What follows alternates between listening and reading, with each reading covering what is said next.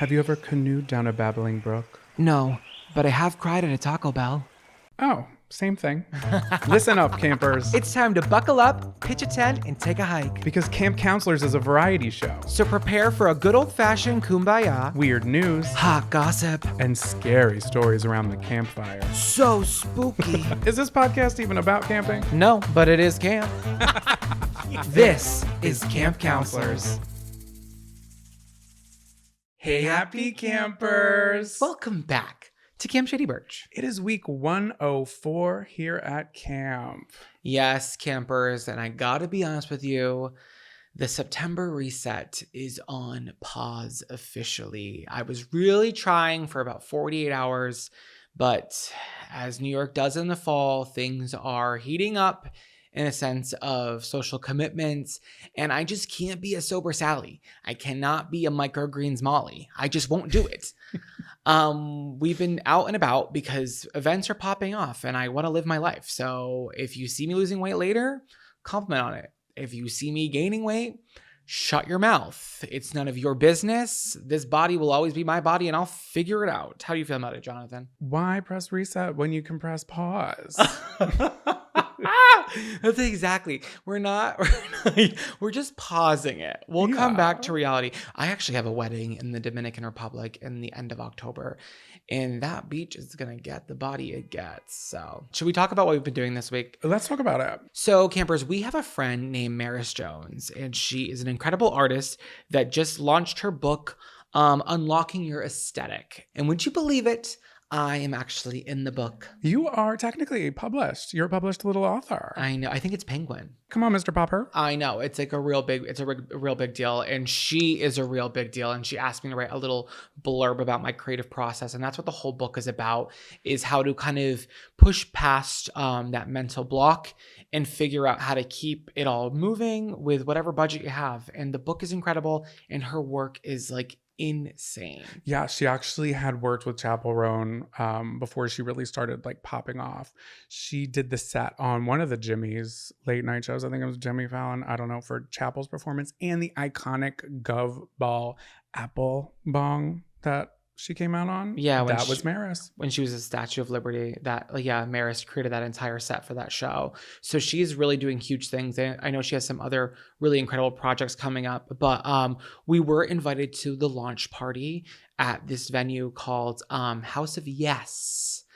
And that should speak for itself, campers. This is a place where anything goes. It's a really fun gay club. Not really gay club. It's like an artsy club, but there's a lot of gay people there. Yeah, it's pretty gay. Well, they have the little Tweety Bird dancing cages that you can get up there and swing from the rafters. Yeah, go, go, girl, approved. Go, go, go, girl. Do you have to sign a waiver to get in one of those? I don't know. I don't think so. They weren't letting us up, so maybe. I wanted to go up, but I don't think it was an option. And also, like, how do I even ask that? Can I go in the cage, please? Let me in. Let me in. The way I would shake my elbows like I've never shook them before in a cage. Oh my God. These things would turn into instant double Ds and they'd be flapping in the wind. The way that I would simply fall out of the bottom of it because there is no floor in it. I wouldn't be able to hold my own. No, it was an incredible night. It was a fun venue. We had a lot of fun friends with us as well. The night did take a turn for the worst. This is kind of where the fall reset turned into the fall pause, because someone, I believe it was Jonathan, was like, hey, we should take shots. And I said what I said, and I said it again. Yeah, and the offer was tequila, and I don't like when someone says, can we do 3 shots of tequila? Because as a man approaching his 30s very quickly here, I'm at the point where, no, you need to be ordering, can I get 3 shots of Patron? Can I get 3 shots of Casamigos? If you are not telling the bartender what brand of alcohol you're getting something really foul. And I'm pretty sure these warm tequila shots were poured out of a blue bucket under the sink. It was that quality of tequila. They may have been, and they were, in fact, warm. But we got the lime, and you don't always get the lime. No, yeah, you have to be grateful when God gives you a lime. Exactly. Seriously. I have a hard time with shots. I always have. Yeah, you have visceral reactions, bodily reactions. Yeah, my body rejects it, and I say, no, sister. welcome God's gift of the tequila. No, it like went down my throat like harsh, like I don't know, sharp nails. Tasty. Yeah, you just kind of like take it and then you lean over to the side and like that's that. Well, the first shot, I was fine. I was hitting my vape. I was drinking my mules. I was living my truth. We were all having a great time. And then somehow, about an hour later, it was suggested to do another round. That time was not me. No, it wasn't. But everyone was feeling warm and fun. So we took another shot. And I just remember sitting with a group of people and I wasn't like listening. Like my eyes were going cross-eyed and I was kind of like floating and swaying and just saying, that's crazy. Nah, it's crazy. I'll go to the bathroom. So I got up and went to the bathroom, and the mirror in the men's room was like a funhouse mirror. Actually, it was like a shattered mirror that they glued back together. Now, why do they do that? Because they've done that at some other restaurants in New York. Do they just not want you to be in there for long? They just don't want you doing drugs? I don't know. I took a picture in the mirror with my tongue out. That's the level I was at. You couldn't see it. I would like to see that. I never take a picture with my tongue out, but that's when you know I'm just being weird. You're revealing your Miley 2013 era. I texted Jonathan and said, meet me outside, and Uber's on its way. No, I can't do this. The exact text said, Irish goodbye. And I was like, what is going on? And you weren't even outside. I couldn't even find you. I don't know what happened. I was taking tongue pictures in the bathroom. Oh, that's exactly what it was. The thing, I just feel guilty going back to a group of people when I can't be a part of the conversation. Like I'm just going to be sweating and rocking. No one needs to see that. I know when to leave a party. You do? And you were on another... I hadn't seen you on that level in quite some time. Honestly, since the Hamptons last year. Yeah, it was rough. So we got in the Uber and thank God, campers, we were in Brooklyn. We were not far. But Jonathan went right into mom mode, had the windows down for me. I'm just counting backwards from 10 over and over again to focus on just getting back home. And I did make it home, campers. I did. Yeah, I was simultaneously. I was like, hey, could you drive a little bit faster, but also a little bit safer with ordering a pizza in one hand? Because I was like, he needs to have something in his stomach before he gets to bed. But the problem is when I get too lit, I can't eat. Like I'll throw up. Like that actually will launch the sickness. And I would probably feel better if I just figured it out. So all I remember is somehow getting up into bed and I'm like tossing and turning, like trying to keep it all down. And Jonathan sneaks into the dark room and puts a plate of pizza next to the bed. And if I was sober, I am not joking, that would have been a dream come true. Mm-hmm. That would have been the most ultimate gift ever. But you walked out of the room and all I could smell was pepperoni and banana pepper wafting up into my nostrils. And I started to panic. I was thrashing. I was downstairs in the kitchen. I get a call, a frantic call. A phone call. Help me, help me, help me. And then you hang up and I drop out. I literally drop my slice on the ground. I'm like, what's going on? Book it upstairs to find you laying down going, I don't want to smell the pepperoni. Take the pizza away. I know. I feel bad. I literally called you to come take the pizza away because you were being sweet, but actually what you were doing was poisonous to me. I answered the delivery guy outside in my underwear. You also were fucked up. I was. There's Ring doorbell footage of it, and I'm standing outside on the sidewalk in my panties. Yeah. No, it was a mess. It was definitely a messy night. It ended up being a messy morning. We're just two messy Marvins at this point. We're rebranding. You know, I never feel guilt about it, though. No, it was a good time for sure. I don't get anxiety because I know I was being fun. See, I get anxiety for sure. Like my anxiety came the next morning when I looked at my phone and realized I didn't say bye to anybody. And everyone was like, did you leave? And that's when I feel a little guilty. But I'm not there for long, but I will give you 100% of me the entire time I'm present. Amen. You're a good time. Yeah, it was fun. And then we did that, had a little pause, and then we had a really fun event with Peacock. Peacock invited me and John to do, to see this new live comedy taping. They're doing like live comedy shows now through the Peacock app. This was the first time that they did something live that wasn't sports related. Yeah, it was Colin Jost and Michael Che, New York After Dark, and they are the two comedians on SNL that host the Weekend Update, if you're unfamiliar. Very funny guys, and that was a really fun event. We actually ran into a lot of fellow funny people at the pre-party. Yeah, it was a lot of the people that we kind of just hang out with at these things. It was like Erica Priscilla, Scotty, Eric Cedinho, aka Rico Taquito, Chris Clemens. Chris Clemens. Yeah, it was a good time. It was fun. One of the cameras did hit me in the head. Yeah, the live taping is, it's always weird to be in anything that's being taped live, because when the cameras aren't rolling, they're screaming at you to behave and to act a certain way. But then as soon as the live taping starts, they want you to be fun and loosey-goosey. But where was that energy 2 minutes ago, man, when you were screaming at me to sit in my seat? I'm sorry I had to go to the bathroom. Yeah, we weren't allowed to go to the bathroom. But that's like, I feel like that's typical. And No, you said you had to go. I was like, you like now? Because we were the row that was right by the cameras. I knew where the camera was. I knew that if I stepped to the left, I know how to avoid a camera. But what I can't do is avoid pissing myself. So I gotta go to the bathroom. I'm sorry. I went during a commercial break. I'm sorry I didn't run at 7,000 miles an hour back to my seat. And guess what? When I got out there, I avoided the camera. I snuck right underneath. No one saw me. I was fine. Yes, and once again, waiting for us at these tables when we arrived, warm shots of tequila. So we had a brat summer, but now we're having a warm tequila autumn. Yeah, not by choice. But once again, I'm performing. I'm taking the shot. The reset was really bad, you guys, at the pre-party, because like, I'm going to drink at these things because it does help with my social anxiety and I enjoy it and I have fun.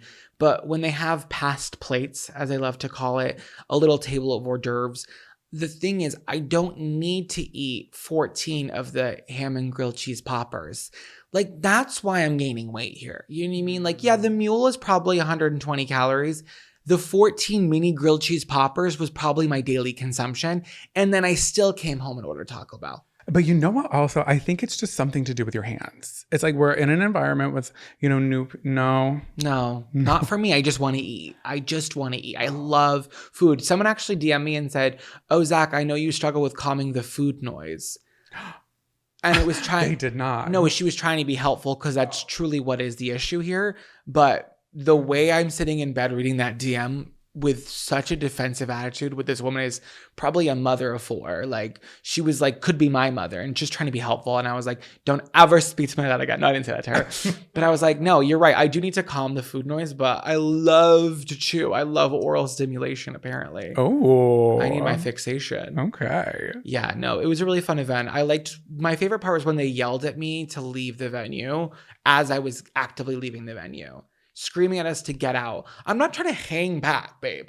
Okay, I'm okay. I don't need to run into Colin Jost. I'm fine. Like, I'm not trying to see. I'm literally exiting. Why are you yelling at me as I'm walking out of the doors to get out? I'm not stopping. That was just weird. I think they were pointing us to the exit because everyone there was like an after party there. Sending me to the exit while I'm walking through the exit is a pretty crazy thing to yell at. No, I think it was just an intense environment with a lot of intense people, but it was a lot of fun. It was a lot of fun. It was quite the experience. My two favorite comedians that were on stage were Alex English and Amina Amani. Those two were like just so fun. Hilarious. I actually really appreciated seeing live comedy because seeing people in their element on a stage performing at like such a level is inspiring. I felt energized afterwards. Yeah, I'm ready to do ours, which tickets are on sale for Zachariah's tour. The Strip Mall Tease Tour is coming to a city near you. I have 2 shows coming to New York Comedy Festival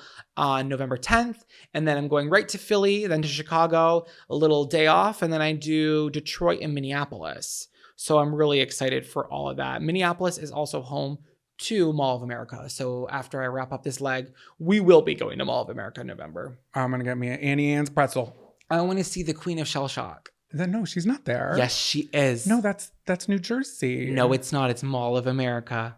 They have one there too. Wait, is it New Jersey? It's New Jersey because that's the Nickelodeon. Wait. Yeah, we saw Shell Shock. She wasn't there that day. You're right. Has she been that close under our nose the entire time? Yeah. Okay, we have plans for tomorrow then. I gotta go see Shell Shock. Perfect. I want her signature. No, yeah, so tickets are available in my bio, and if you're gonna yell in the comments that I'm not coming to your city, there's like another list of 15 cities that are about to be announced probably next month. But if you live in these places, you should come, because I don't know when I'll be back. So come through Chicago, come through Detroit. I'm excited for it all. But let's get into today's episode. This episode of Camp Counselors is sponsored by TaskRabbit. Every week, there's a never-ending list of projects around the house that we tell ourselves we're finally gonna knock out. But then Saturday morning comes, and suddenly mounting a TV, building a dresser, or cleaning out the garage just doesn't sound that appealing. For all the tasks you need to do but don't want to do, there's TaskRabbit. TaskRabbit connects you with skilled taskers to help with cleaning, moving, furniture assembly, home repair, and more. And many taskers are available to help the same day. Would you believe that these two counselors could not figure out how to mount a TV on a brick wall? It's true. Literally broke the drill and my spirit. So we booked a tasker through TaskRabbit who was available to stop by that day. To get started, go to TaskRabbit.com or download the app. Search for the best tasker for your job based on cost, skill set, availability, and past client reviews. Next, schedule a tasker even as early as the same day. Once the tasker has completed the job, simply pay, tip, and review all on the convenient TaskRabbit app. Tackle your to-do list today and get 15% off your first task at TaskRabbit.com or on the TaskRabbit app using promo code CAMP. That's promo code CAMP at TaskRabbit.com for 15% off your task. TaskRabbit. Book trusted help for home tasks. Attention campers, please meet at the old flagpole under the tall pine for morning announcements. Welcome back to Morning Announcements, campers. This is the part of the show where we share news articles with you that you might have missed that we want you to spread like wildfire. Jonathan, do you have an article for us? Why, yes, I do. Thank you so much for asking for the 104th episode in a row. And once again, I'm going to give you the title at the end. Okay, so this just happened. September 7th, 2024. You're not going to believe this, but we are back at a state fair. I just can't get out of the fair. I honestly do believe it is state fair time now. It definitely is state fair season. And oh my God, we didn't even talk about, we don't have to get into depth about it, but we finished watching the Sandra Lee show on Netflix that we had talked about a couple episodes ago. Yeah, it was really good. It'll never be as good as Bake Off. I'm sorry. I love that UK show. But Sandra Lee, to have her back on our TVs was such a treat. I wonder if it's state fair time because of produce. Oh, I don't know. You know, Maybe. I think state fair is kind of synonymous with produce. Am I wrong in saying that? No, you could be, but you could also be absolutely correct. It just feels like plentiful harvest season. Yeah, for sure. I also think in my head, it's more spring, but clearly I'm wrong about that. Yeah, let's hear your story. So Oklahoma State Fairgrounds, where they don't just have blue ribbon pies, they also have Disney on Ice. At the fair? Now, this part I was a little confused about. I think the venue was next to the fair, or the fair was at the venue where the building is. I'm not sure, but Disney on Ice is there. Why? Was it just like a scheduling thing and it just happened to be the same weekend? I don't know. Have you ever been on to Disney on Ice? No, I can't ice skate and I can't support. Well, they don't let Mickey you on the ice. Well, they actually always ask me to come and play Mike Wazowski. They said you have a similar body type, so. That's Mike Wazowski from Monsters, Inc. Exactly. That's what they say when I walk through the door. Okay, so last week, Disney performers were rehearsing out of costume for their upcoming show. Now, that is something that you do not see ever, the back rooms of Disney. But Tinkerbell, Ariel, and Elsa went back to their dressing rooms and they found all of their wigs had been stolen. Wait, the show can't go on. That's something that the show must go on, but it can't go on. So authorities pulled the tapes. They said, pull the tapes, bitch. And the surveillance footage showed a man in his early 30s with a noticeable tattoo on his left arm and shoulder-length hair sneaking into the backstage area, snagging the wigs off of mannequin heads and stuffing them into several boxes. The value of the stolen wigs, you may be wondering? Yeah. Do you want to? Okay. Let me guess. Maybe like maybe 3 or 4 wigs. Maybe 4. Disney quality. I'm thinking what I paid for our wigs for the Long Island medium thing with Sirius. Styled. I'm going to say 4. Let's say 4 wigs. I would say probably upwards of $1,500. $20,000. Shut up. That is ridiculous. Yeah, that's what they're saying they're valued at. But I'm like, okay, let's just hike that price up. Yeah, Disney loves to like insure things, I'm sure. Is it human hair? I doubt it. Can you imagine? Lace front, baby. I'm also like, I'm sorry, Tinkerbell, her hair's yellow, bitch. Yeah, but it's got to have that volume because it's not going to read if it's just like thin. No, you know whose wig would probably be expensive? Brave. Chaperone. Yeah, that's a lot of hair for that queen. I agree. Okay, so the rehearsal took place in what they reported was a secured building. So they weren't really sure how this guy got in or if it was an inside job. So the Oklahoma State Police did what I would have done and posted it on TikTok. And the whole comment section, I had thought this when I was watching it, and then I opened the comment section and it just solidified my thought. All of the comments were talking about how it looked like Drew Phillips. You know Drew Phillips? So there's a bunch of accounts in this ongoing joke. If you guys don't know who he is, he's a content creator and he's been a YouTuber for a long time. He has a podcast. And there's these accounts that are like Drew Phillip doppelgangers. There's an Instagram account called Drew's Lookalikes with over 28,000 followers. And people just submit people in the wild who look like Drew Phillips. It's just like kind of longish, darker hair, usually Harry Potter-ass glasses, a mustache, sometimes a really grizzly beard, sometimes not. It's just really funny. And this guy genuinely looked like Drew Phillips. The video brought in a bunch of tips, and police decided to follow one tip, as the suspect in the video did look exactly like a man named Caleb Albers. So they find out where he lives. They show up to his place, and the people are like, sorry, he doesn't live here anymore, but he did used to live here, but we don't know him. We just know that he used to live here. And while they're standing at the door, who walks by? Who? None other than Marjorie Fenning. Who's Marjorie Fenning? Should I know her? No, she's a local neighbor, but when you see a picture of her, you're going to want to know her, okay? And they said in this report, police said that she was wearing a, quote, very noticeable blonde wig. Not her just wearing it casually. Like, this is a Disney on Ice themed wig. Like, it's like styled for a child's ice skating show, and you're in there making like hamburger helper in the kitchen with it on.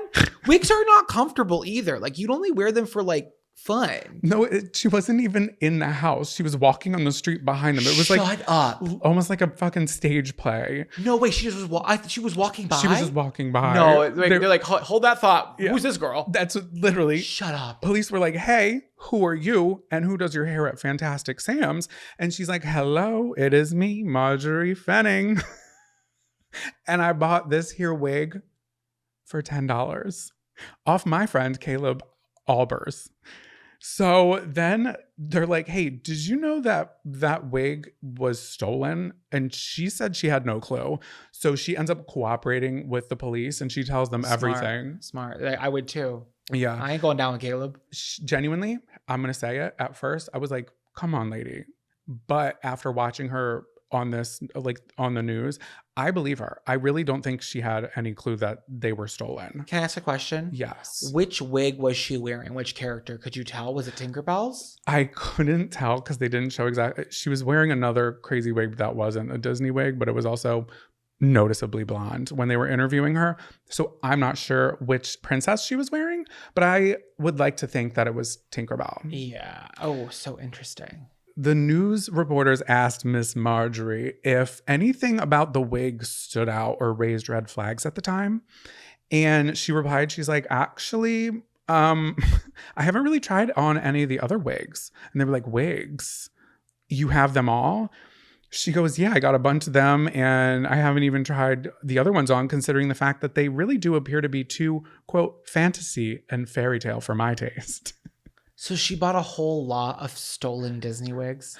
I think she thought that her friend like needed money and he was trying to be like, buy these wigs off of me for money for God knows what. That's your theory, Jonathan? That is the craziest theory. There's some plot holes. My friend really needs the money, so I'm going to buy these fantasy wigs off of him. That is crazy. Not me being so global. I'm like, hey, I believe her. There's more to the story. I need to hear more. Okay, there is more to the story. So buckle up, strap on. Here we go. So they're like, wigs, you have multiple? And she says, well, yes, Yes, I do. Come on over and I'll show you. So she says, quote, he didn't tell me where he got the wigs from. I didn't know there was a lot of money invested in the wigs, and I surely didn't know that they came from Disney on Ice. I would have returned the wigs immediately, and honestly, I do believe her. And then she says when she handed the wigs over to the police, she saw a name inside of one of them, and it said Tink. She said, this must be Tinkerbell's wig. This is just like the weirdest The sewing story. tag of it. I guess. So when reporters asked Marjorie if she had any advice for people in the market for wigs, she told them she's thankful she wasn't arrested and warned others to think twice before buying wigs. I would say definitely check. Maybe check where they came from, or maybe just pass them by. What is she even saying? What is she talking about? Did she say where she found, like, was it on Facebook Marketplace or something? No, in person. She just bought secondhand fantasy wigs in person? I think How did that even come up in conversation? I have no idea. The details are very muddled, and I did some digging. I really did, because then their story takes another turn. Well, not a turn, an expected turn, one would say. Caleb Albers was tracked down, arrested, and is facing a grand larceny complaint. But as of Thursday, 3 days ago from when we're recording this, he was not currently in custody. So I have questions, and the reports, I couldn't find anything. I'm like, where did you find him? I need more of the story. What was his answer for these things? Like, I need the details here. So then Jones PR, who represented the live show company that's putting on Disney on Ice, released a statement. This show will be performed in its entirety as scheduled. Thank you to the Oklahoma City Police for their assistance with this matter. And the name of that article was Oklahoma Woman Buys Wigs Stolen from Disney on Ice Performers, from NewsNationNow.com by John Hayes. Jeez. I hope he gets jail time. I really do. And I don't want to wish that upon anybody, but at the same time, like, you broke into a facility and stole wigs from a performance. Like, that wasn't an accident. That wasn't like you just made a bad choice in the moment. You shouldn't even have been there. How did he get in there? I have no idea, because they kept saying that the building was secured. And I'm like, the building wasn't secured. Somebody left a door unlocked, and they were like, listen, this is the Oklahoma State Fair. We're fine. You don't have to lock the door. But you have to clear that up for us, because you keep saying State Fair. Nothing about that story was State Fair related. Nothing about this story honestly makes sense. It sounds like a fever dream. Like, what I just regurgitated could have been a dream I had last night. So I wonder, and I'm sure Disney has backups of everything that they can just overnight. Yeah. They have to. They're like really prepared like that. that. They definitely did, because when they were reported stolen, because they posted it on TikTok and it like kind of blew up over there. They said, they made a statement that, hey, the shows that were scheduled are still going to go on. We just want the wigs back, but we have new wigs, you know? Yeah. So I wonder if they weren't performing that night. Yeah. I don't think it was that night, but the following day. Yeah, and they can get them there in time. For sure. It's Disney. But I know you're a wig girly, so I thought you would appreciate. No, I love that. Also, to wear that quality of a wig, because they're not fucking around. Like, Disney will pay no expense. Is that that phrase? Pay no expense. I'm not sure. It's top tier. We get what you're saying. Yeah, it's top tier, and I would love to feel that quality on this noggin. Hey, I know a place. I also have a very similar story. About wigs? About a criminal charge, I guess. Okay. Some sort of illegal activity, and we can all decide as a group whether we think it's just. But the title of this article is Woman Facing Assault with a Weapon Charge Says She Was Having a WaterGun Fight with a Child. Oh. This is from CBC.ca, which is the Canadian Broadcasting Corporation. Oh, we're in Canada? Yeah, we're in Ontario. Interesting. Yes. Yeah, there was no author. It was just saying it was from the website. So a bot. Sorry if it was a bot. This happened in Simcoe, Ontario. A woman is facing a charge of assault with a weapon over an incident where she says she accidentally struck a neighbor in the chest with water from a child's water gun. So Ontario Provincial Police say 58-year-old Wendy Washik was taken into custody after an investigation on Sunday, September 1st. OPP says police determined 2 people were involved in a dispute that resulted in a victim being physically assaulted, but no injuries were reported. Washik says she was having a playful water gun fight with a child at a party when she accidentally sprayed water on a neighbor's chest. She says that despite her apology, the man called police, which ultimately led to her being charged. That's petty. Asked to confirm the weapon used was a water gun, OPP spokesperson Andrew Gamble says it would be inappropriate to comment on specifics of the case. Please, what does that even mean? I think they're trying to cover up for how like foolish all this is, because they're like, he's like, I can't speak on it because if he does, he's gonna sound more like an idiot. Washik said police didn't ask me a single question. They didn't ask to see the water gun. Not one question asked. My husband was in disbelief. I apologized several times. He wouldn't listen to me, and he was screaming at me. Aren't these the Mounties? I thought we were in Canada here. No, the Mounties. No. The Where are Mounties the are just for the Mounties? national park. Oh, I thought Mounties were in Canada. The Mounties are in Canada, but it's for like the national Canadian parks. Oh, I thought they were just like riding around. No, I think they have like police as well. I'm starting to think I don't know a lot about Canada. Have you been? Never. Well, then there's your excuse. So our Canadian audience will forgive you, but they also will educate you. The water gun belonged to a child she was playing with and was no bigger than the length of her elbow to the tip of her finger. It's a really funny way to describe that. I'm like, well, how big's her arm? Yeah. So I'm like, That's a good point. we don't know. Yeah, how many is that a $5 foot long? Which Well, is simply just a foot. Washik said she's an educational assistant with the Brant Haldeman Norfolk Catholic District School Board. God, could you pick a longer name? And cannot return to work until the case is settled. Ooh. She told CBC News, I totally understand why I'm off work. I work with parents. I work with children. It's publicly funded. Washik's daughter has started a fundraiser campaign to raise money for her legal fees ahead of her scheduled court appearance on September 24th. She said, I've been so stressed mentally and financially. Washik said the situation has put strain on her family, but she's astounded by the support she's received. People I haven't talked to for probably 10 to 15 years have reached out. I think without that, it would have been much, much harder. Yikes. I feel terrible for this woman. Is that the story? That's the story, because we don't Who's really the know. man? I don't know. So to break it down, she's playing with a water gun at a child's birthday party and accidentally sprays the neighbor. And the neighbor was pissed, and so pissed that he called the police. So was the neighbor, which you probably don't know, but was the neighbor at the party, or was he caught in the crossfire walking past the party? To me, it sounds like he wasn't invited, and that's where this is all boiling up from. Oh. But let's talk about the charge here. Assault? There's something deeper here. There's something they're not telling us. I wouldn't label, there's got to be a better charge here. There shouldn't be a charge, but to go right to assault? Yeah. Assault with a weapon. That's crazy. Mind you. And we don't know how big her arm is. And that's where there is some confusion here. She could be 8 feet tall. Yeah, she could be 15 feet tall. The world's tallest woman could be Washik, but we don't know how tall Wendy is. But we do know Wendy's facing a charge and she's out of work. But someone said on the Reddit comments, I'm not sure if this is true, but apparently since the date is set, I think that the judge or the court system could have intercepted it before then and like said, no, this isn't going to charge. Like, we can't go to trial for this or like even hear it. But they've even accepted to hear the case.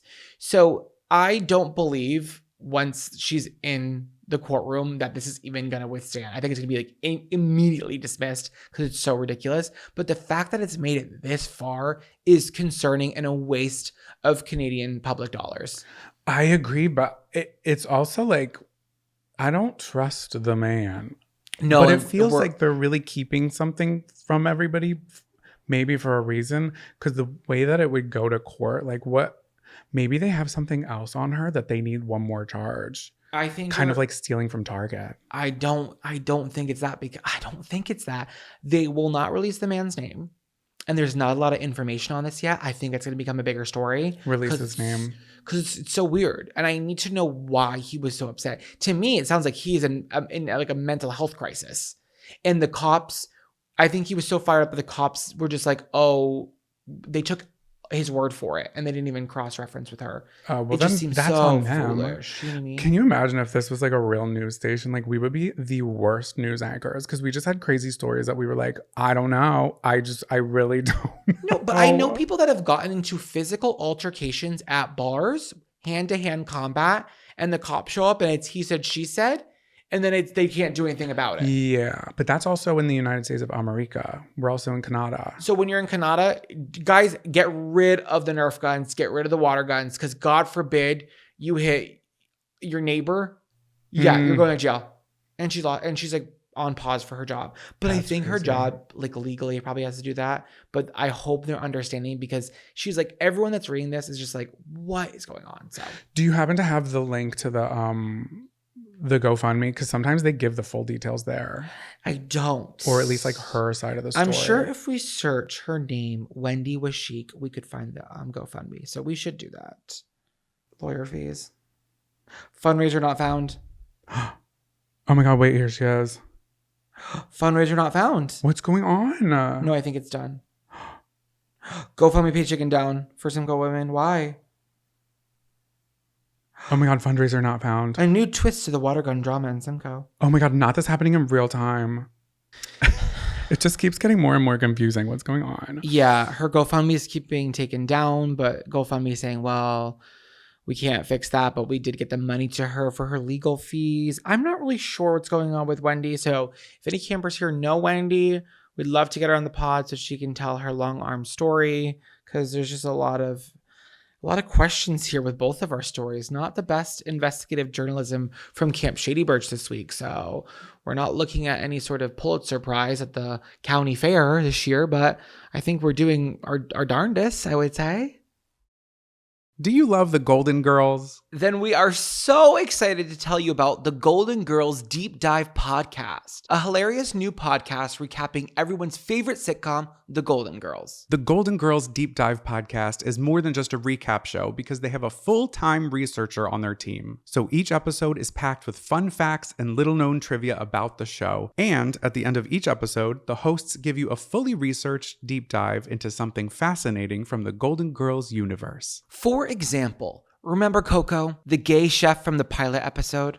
Where did he go? Whatever happened to that actor? The Golden Girls Deep Dive Podcast will give you his whole story, including its unbelievable and truly mysterious ending. How about this one? Did you know that Bea Arthur was a truck driver in the Marines before becoming an actress? Or how about the rumored on-set feud between Bea Arthur and Betty White? The Golden Girls Deep Dive team has done the research, and they're going to tell you all about it. Hosted by true crime obsessed Patrick Hines and Broadway scene stealer Jennifer Simard, the Golden Girls Deep Dive Podcast premiered at the top of Apple and Spotify's podcast charts just a few weeks ago, and already has hundreds of 5-star reviews. So grab your cheesecake and head to the lanai as you follow the Golden Girls Deep Dive Podcast wherever you listen. Grab your bug juice and bear spray, campers. It's time to pack it up and take a hike. Welcome back to Take a Hike. This is the part of the show where we bitch a little and we tell something to take a freaking hike. It's a water gun. Don't you dare. Too soon. Sorry, Wendy. Okay, so what am I telling to take a hike? I want to hear it. Those... God, what do you even call that? Those wristbands. What would you call those? To get into a bar, to get into an event, to get into a tent, to get into the Oklahoma State Fair? The paper stick-on wristbands for events. Are they paper or are they titanium paper? Yeah, Okay. they're reinforced with horsehair. This is what I am hating right now. I had one of them on my arm today, and we have a lot of variables at play. I do not like it when we go and they put it on for you. They're in a rush. I can't blame them, but I'm also like, just give it to me. I'll put it on in front of you so you know I'm not like taking it off. But they'll slap it on there. Crisscross applesauce. You're going to have it sticking to your skin and everything. I need to do it, and I need to do it myself. But that does... If you show up to an event late and you end up by yourself meeting friends there and you have to put it on by yourself, that's a whole other thing.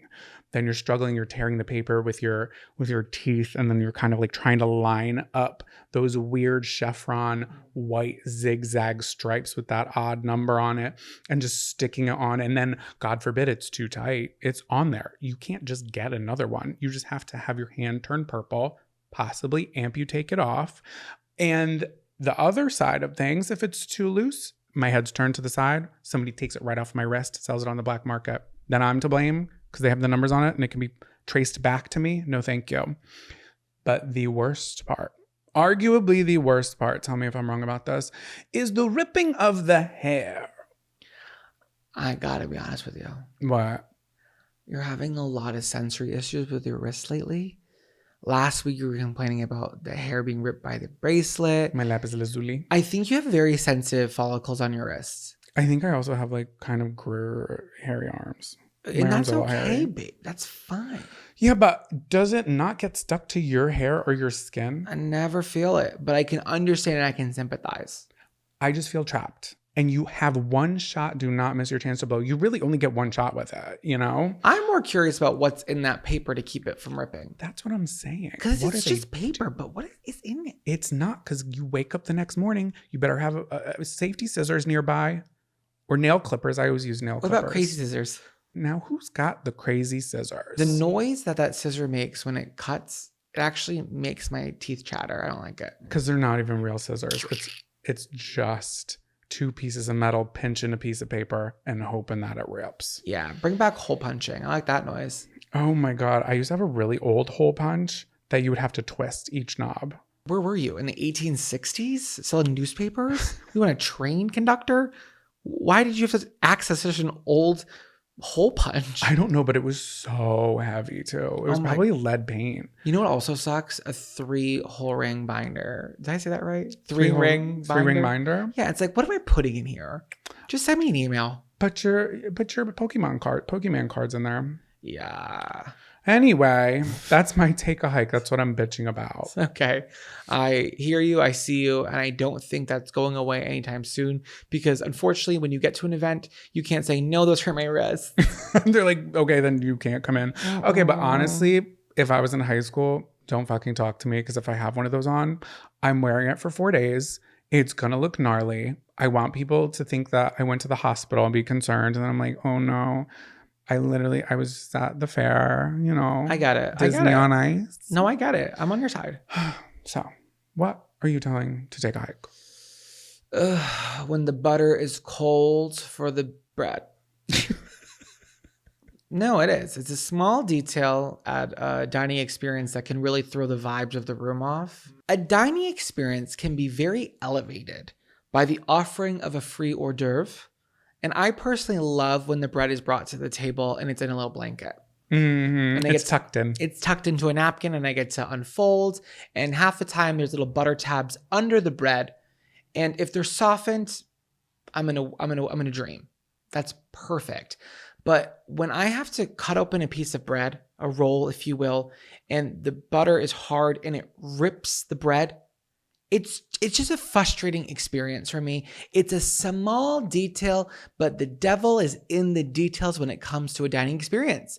The butter needs to be at room temperature. I prefer butter to come to the table in almost like a small little dish, like a big slab. Yeah. So I'm not embarrassed that I need more butter out of the one tab. Yeah. But when the butter is cold, I just feel like it's a missed opportunity to start off the experience with truly an amazing opportunity. That is setting the tone for the rest of the meal, you know? And if you're ripping butter, you're ripping the hearts out of millions. Yeah. You know what I mean? I'm a glutton. So if I have to chew on a big hunk of butter, I will. If you listen to us or watch us on Patreon, you do know that there is such a thing for me and Jonathan that is too much butter, and that was the peach cake that we made on Patreon because that was actually foul. Spoiler alert. But yeah, we gave that an attempt and it was absolutely wild. Yeah, I just think it's a specific ratio, you know, and the devil, like I said, is in the details. Can I challenge that? It's funny that you bring this up because a mere maybe 3 weeks ago when we were at Willow. Oh, you're right. I had the exact opposite issue, which has never happened to me. So Zach and I are sitting and I ask for a cheese roll, the best cheese rolls I have ever eaten in my life. Well, second best, but rest in peace, Sunrise Bakery. But I order the cheese roll. It comes with a little slab of butter, right? So I'm opening it while talking to you, not looking down. I open it, liquid pours out down my leg, on my crotch, on the seat, on my shirt. It's literally everywhere. I smell like butter because it was completely melted. Yeah. But it was on a plate by itself. I think maybe the plate just came out. The plate was hot and it just completely melted that butter. Yeah. And you didn't ask for drawn butter. You asked for a butter tab. I have a fun idea. Yeah. I would like to see an episode of how it's made, and it's the butter tab factory. How are they doing it? They simply make a long log and then they just cut it up into small pieces. Yeah, but it's not. It's got to be being squeezed into them. No, it's probably cut. And you think they're individually placing them with tongs? No, a machine does that. In the little plastic tabs? Am I thinking of the same thing? The thing that was melted on your pants. Yeah. That little plastic, you ripped the little ribbon off of it. Oh. We are thinking of something different. You're talking about the ones with the little plastic cup. It's a square with the corner missing and you peel it up. I'm thinking of the plain Jane foil boils. No, I know. I'm just saying I would love to see that in mass production. Yeah. That would be fun. Do you think the new counselor likes the top bunk or the bottom bunk? Over. Either way, I'm giving them my boondoggle keychain. Over. Welcome back to Camper Crush of the Week, campers. What are we loving? What are we kissing? What are we snogging on? We're leaving the negativity in the past and we're celebrating a person, a thing, an idea, an emotion, a feeling, something that really captured the essence of Camp Shady Birch this week and what we love. Jonathan, take us away. What are you loving this week? I am loving Ruffles cheddar and sour cream chips. Someone had to do it. Someone had to report on the hard-hitting news. They're so freaking good. I feel like they're so flavorful. They leave your breath stank. My keyboard on my laptop, don't look at it. Yeah. Because it is reflective and it is greasy. Because when I was taking notes for this very episode you're listening to, I was having a little snack. And it's funny because that is Buffy's favorite chip. She will not eat it, but specifically anytime someone opens a bag of chips, she comes over to check if it's Ruffles, cheddar and sour cream. And if it's not, she'll walk away. But if it is, she'll stay by your side. She'll sniff it, maybe lick it, but she just won't eat it. I don't know what it is in there. Maybe that's a concern I should have. I'm also now thinking about this chip for the first time with a clear head. Where is the sour cream in this? It's in the undernotes. No, but is it though? Because it's kind of just a cheddar chip. I needed to have the sour cream in it because I want that flavor, but I'm trying to identify, and I don't really understand that. Maybe, I don't know. I feel like it does have a little bit of a meaty undertone. Meaty is not dairy. With a cheesy afterbite. Yeah, I think that I love the shape of the chip. The ridges in a Ruffles chip really hold the dip in a way that you need to be held. Yeah, but it's not even, you don't even need dip for this chip. No, I know you don't, but I feel like they just they have it figured out. And also the Ruffles, they just feel nice on the tongue. I think that little wave, some would say, I think it holds in the flavor. The ridges. Ruffles have ridges. Do you remember that commercial? No, is that what they're calling it? Yeah, it was like a drawn baby and it would just say Ruffles have ridges and it was really scary. I was scared. I'm still scared. Yeah. Right now. Everyone doing marketing in the early 2000s was just coked up and they were just going with their gut.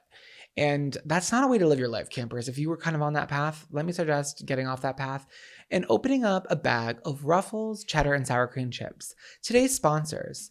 Are you looking for ridges? I'm joking. I wish. No, I love those chips. I also think that it's a crowd pleaser. Everyone loves them. I used to feel like the party size bags of chips were bigger, but now I kind of feel like you have to get them for the value. I'm going to run through that medium bag in a minute. The party size is my size. It is. I feel guilty saying that, but you're a party. That's why. The thing with chips, you can't just have one. Okay, let me ask you. Out of these 4 options I'm going to give you, I need your favorite. You can rank them if you like, but no pressure. Okay. The wavy Ruffles chips, kettle cooked, classic, and baked.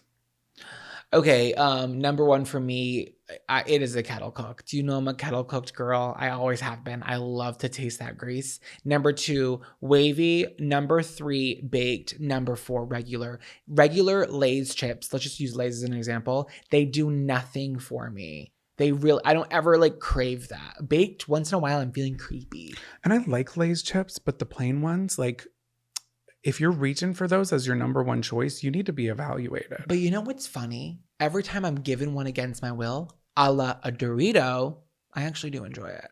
I just think they like I don't like that yellow. Let's start with the yellow. What do you mean a Dorito? Like I don't ever like a Dorito either, but if it's forced upon me, I you'll eat actually it? do enjoy it. I think in theory I don't like those two, but I do from a taste Well, standpoint. once you pop, the fun don't stop. That's what they're like potato chips. Bet you can't just have one. I think it'd be fun to have a really big party where everyone brings a different chip. Super cheap, super fun, bunch of bowls, and you can do a little party mix. That would be fun. I like kettle cooked chips. I really, really do. Where's the But- butt coming from? I feel the butt. When you get to the bottom of the bag, sometimes I feel like there's like a half an inch of oil. Why are they so greasy? Well, because they're kettle cooked. They're made by witches. Oh, the greasy witches. They're good. Honestly, when you come to Halloween, you know what you call them? What? Cauldron cooked. Cauldron cooked. Now that's cute. I like that. like that. Yeah. Okay, so that's what I'm crushing on. I wish I had some with me right now. Me too. Maybe after the show. Oh, that'd be great. I'm crushing this week on a new show on Hulu that I talked about on Monday's episode of Trail Mix. I'm just not over it yet. I did finish it last night. It is The Secret Lives of Mormon Wives. Everybody's talking. Everybody knows. It is quite the roller coaster of a show. We stayed up till 1 a.m. this morning to watch all of it. Well, because it ended at 11:15 and then they said season finale next. And I was like, I could stay up. Yeah. I could stay up. We had to finish it. It was our duty. So Hulu describes the show, if you're unaware, it's described as the scandalous world of a group of Mormon mom influencers implodes when they get caught in the midst of a swinging scandal that makes international headlines. Now, their sisterhood is shook to its core. Faith, friendships, and reputations are all on the line. Will hashtag Mom Talk be able to survive and continue to give the rule book a run for its money, or will this group fall from grace? That's kind of what it's about, actually. That's a pretty good description, do you think? I think so, but I think in my head when we were watching it, I thought the swinger situation was all of them. No, and that's really funny that you think that. So if you're unaware, I'll catch you up, campers. There was a group of Mormon moms that were really popular in like the 2022 who were trying to like challenge the status quo on like what it's like to be a woman of faith in the Mormon culture, trying to modernize it. And then it came out that the whole group was actually swingers, and they would soft swing everything but penetration, all with the husbands and the wives. So that story being broken by themselves was kind of like the biggest PR move ever. Very much like a Kim Kardashian releasing her own sex tape kind of move. You know what I mean? Like, right. it was like, oh, we're actually going to blow up our spot, but at the same time, make everybody know who we are. Because the one girl was the one who told it, the girl in the group. And then she was like, that was a huge hit for me. And that was, I kind of still to this day don't really understand that. Why she was like, oh my God, that really affected me. I know the backlash did, but girl, you did. Well, you they said exposed themselves, but look at where we're at now. Like 2 months after them blowing up on TikTok about all this, Hulu was down there with a camera crew and they had to pause production for a year because of the domestic violence charge against Taylor. And I'm not giving anything away because that's in episode 1. The way that episode 1, you guys, 1,000 things happens all at the same time. And you're like, wait, where is this going to go? Because so many plot lines were introduced and then they have to go on pause for a year for filming. And then they have to pick it back up where we're at currently. And all the girls look the same at that point. I'm like, what is happening? Yeah, it's a truly like bad show in the sense where it's like, this is just garbage, but it's really good. If you're a reality TV lover and you've been on the fence, I think this is one you don't want to miss. It's kind of what everyone's talking about right now. It's almost like they put like a little auditory hum in the background of it, like some type of like Men in Black shit. That's like, we're going to keep these people hooked because it's like at face value, it's interesting, but it's not amazing. But we couldn't look away. It was literally, it's like potato chips. Once you pop the phone, don't stop. We couldn't walk away. Yeah. Do you want to go through some of our favorite girls? Let's do it. Well, what do you think about Taylor, the main girl?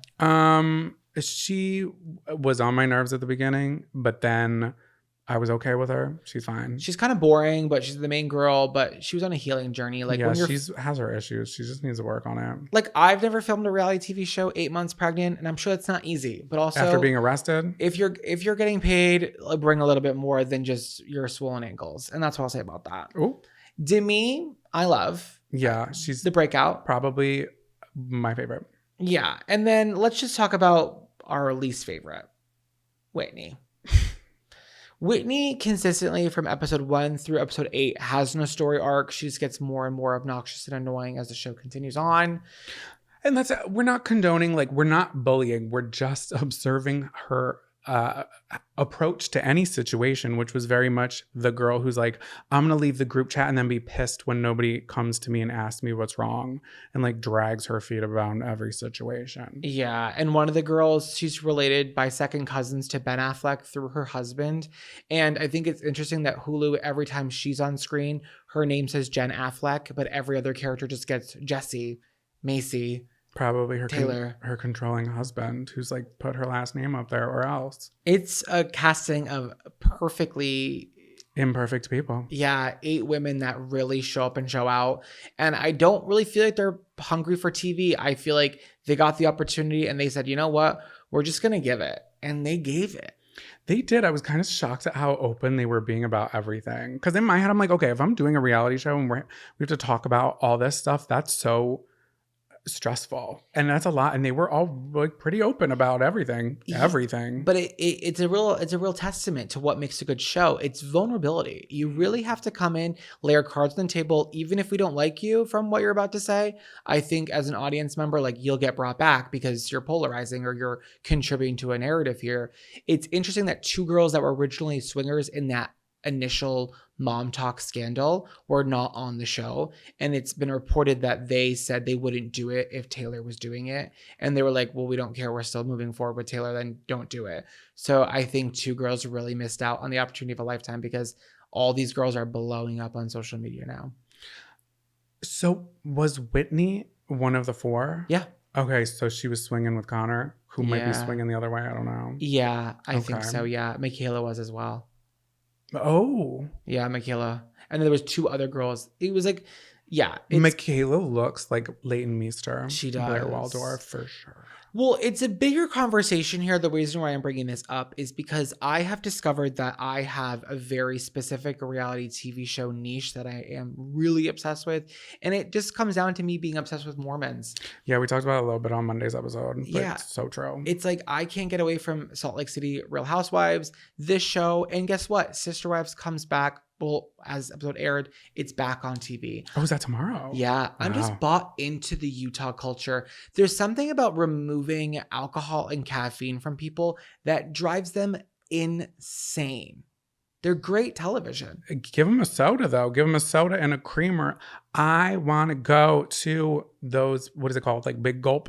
No, I think that's 7-Eleven. No, slurp, swirl, sip, swivel. They have some sort of like Dunkin' Starbucks kind of like drive-through vibe, but it's like just sodas. Yeah. And that's how they get their fix. And it's like, they have the crazy like cocktail names for them. It's like, yeah, old fashioned. The fruity forklift. Oops, all berries. Yeah. And it's like Dr. Pepper, coconut cream, lime juice. And I'm like, you know what?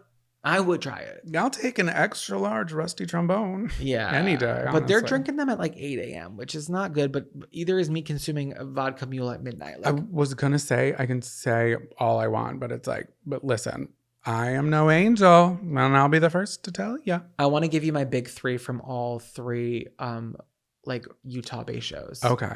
So from Sister Wives, my number 1 spot, Christine Brown, through and through. I could have saw that coming. From Salt Lake City of Real Housewives, it's Meredith, because the rumors and the nastiness, anytime she's on my screen, I'm obsessed. Close call with Lisa Barlow, but I'm going Meredith.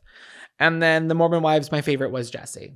I just thought, a woman who's going to drink out of a flask at a hot tub party when it's against the beliefs or the wishes of the people owning the home, that's a girl who's going to cause drama, and she's good for TV. Yeah. I was going to say she's good for TV, but like, that's mad disrespectful. Like, what are you doing? That is bad. And then she also made all the girls go to Chippendales. And she was stirring the pot. She almost caused 2 divorces on the show. And she's like, everybody lighten up. And for her, I say, I agree.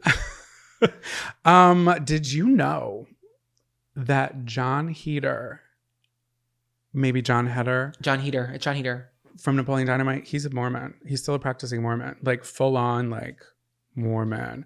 He's turned down roles because he doesn't agree with. Well, speaking of John Heder, should I tell people on the pod who's like kind of our neighbor that I spotted?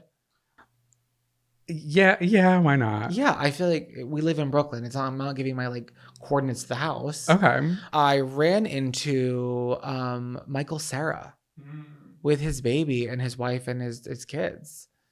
And I was like, was that Michael Cera that just walked by me? And he looked at me, I looked at him, and I kept walking, and I was like, no, he doesn't live in New York. I'm like, he does. I was like, does he have kids? He does. Does he have a house? Well, I saw an article that he bought a house pre-COVID. I am neighbors with Michael Cera. Hey, neighbor. Hey, neighbor. Watch out for the WaterGun. Cults are everywhere. They don't just live in the walls of NXIVM and Scientology. There are sex cults, Self-help cults. workout cults, Political cults. even legging cults. And on the podcast, Was I in a Cult? We focus on the brave individuals who have lived through them. I'm Liz Iacuzzi. And I'm Tyler Measom. your host of Was I in a Cult? Join us each week as we take you through a heroic roller coaster of someone's journey in and out of a cult. With a little levity thrown in because humor is healing and cults are funny. Listen to and follow Was I in a Cult at Apple Podcasts, Spotify, or wherever you get your podcasts. Which for Tyler is at Rite Aid. On tape. What song's been stuck in your head all week? Welcome to Camp Songs. Welcome back to Camp Songs. These are the songs that we've been humming. We've been playing the spoons to. We've been rolling our shoulders to these good songs all week. Ooh, rolling the shoulders. And you can find a playlist of every song we have ever talked about.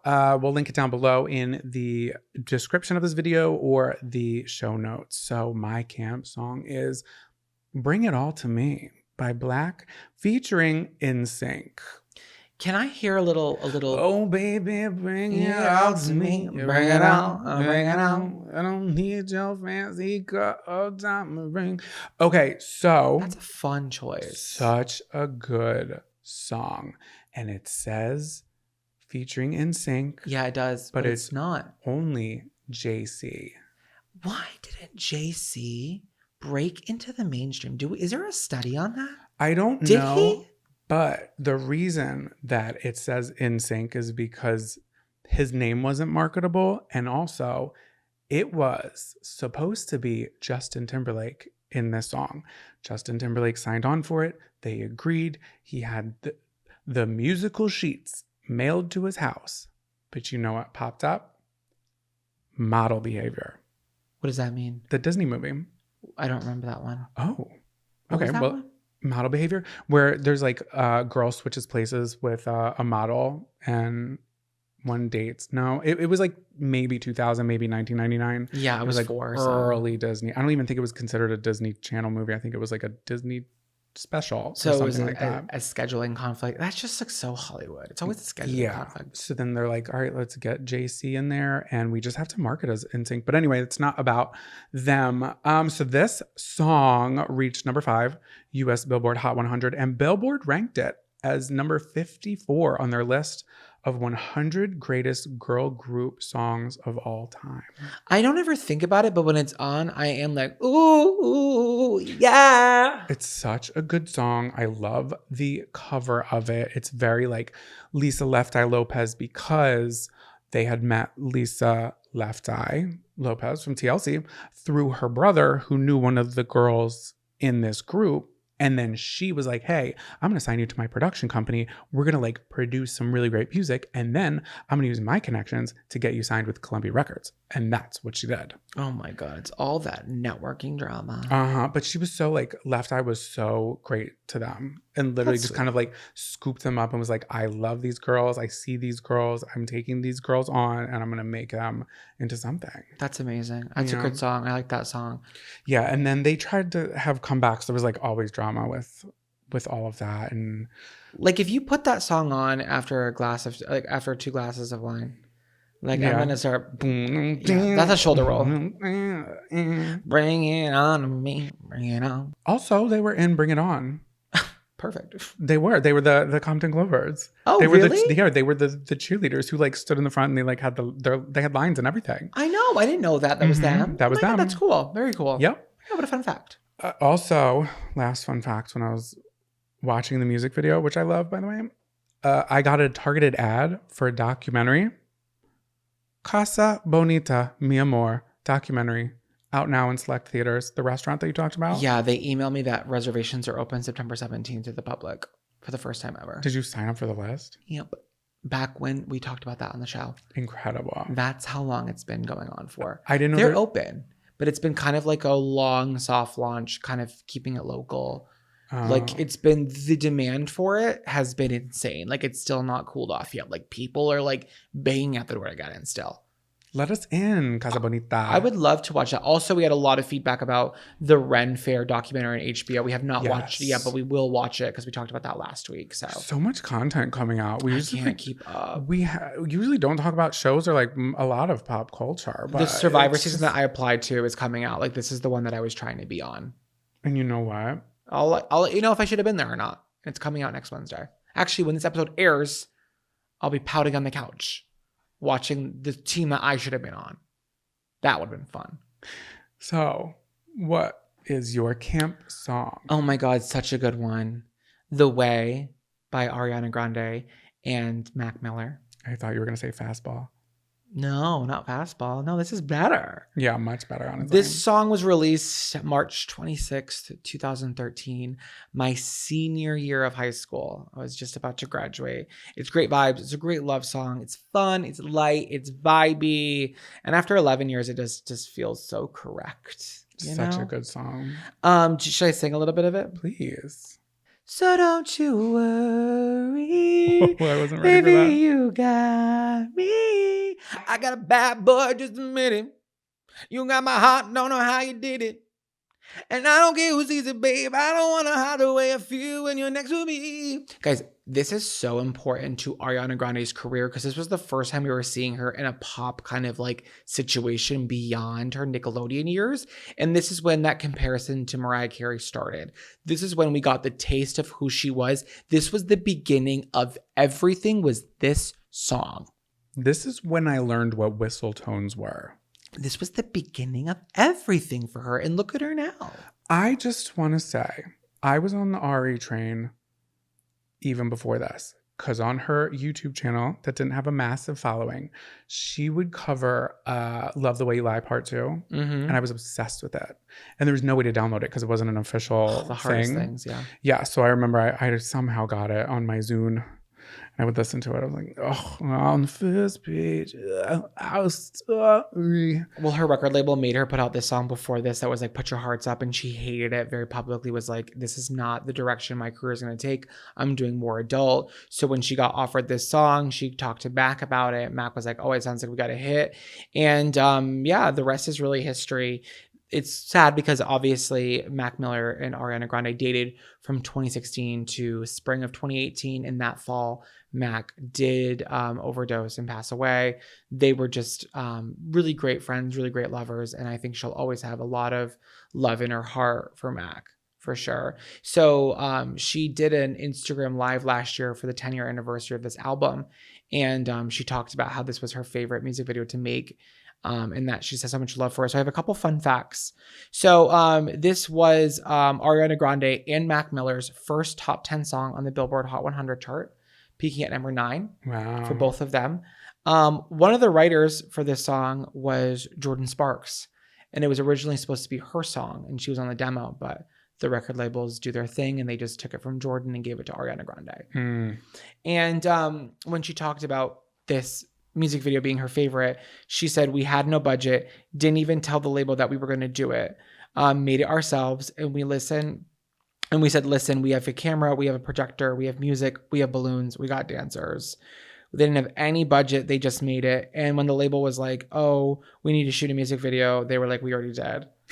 So that's what she did with Santa Tell Me. Yeah. She did the same thing. She was like, all right, friends, let's get together, have some drinks, and just have fun. That's so Lana Del Rey. Lana's like, okay, open the Visco app on your iPhone, and we're going to make it look like it's on an 8mm. It's going to be shot on film. She's like, I can shoot an album cover with an iPhone 4G. Like, I don't care. I can do it. Lana's cover originally for blue banisters? Do you remember? Yeah, it was an iPhone. It It was was- actually a Galaxy S1. Like, Do you remember picnic.com? she's having fun with it, and It's so was Ari. Photo bucket ass. Hey, you know what? Good talent doesn't need good marketing because talent will always shine through. And talent recognizes talent. It And does. we recognize you, campers, for Ooh. being our listeners. So thank you so much for listening. We greatly appreciate it. And that's our show for you today. Yeah, if you'd like to be a part of Trail Mix, you can send it into campcounselorspod@gmail.com or campcounselorspodcast.com. Mm-hmm. And just thanks for being here. If you'd like to, please rate and review our show 5 stars. Share with a friend. Come back next week. Come back the week after. We're always going to be here for you guys. And with that being said, lights out, campers.